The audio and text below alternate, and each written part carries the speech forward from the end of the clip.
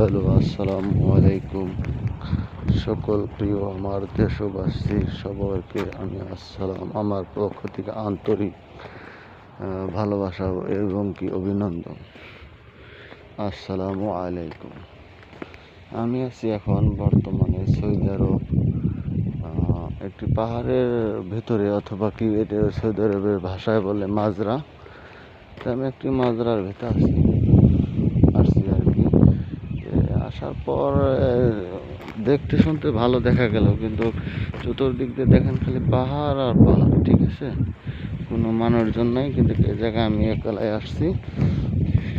তো অবশ্য এইসব জায়গায়, এই যে এইসব জঙ্গলে, মানে সৌদি আরবে কিছু সাপ পোকামাকড় থাকে, তো এটির থেকে খুবই সাবধান, খুবই একটা সতর্কভাবে থাকতে হয় এই আর কি।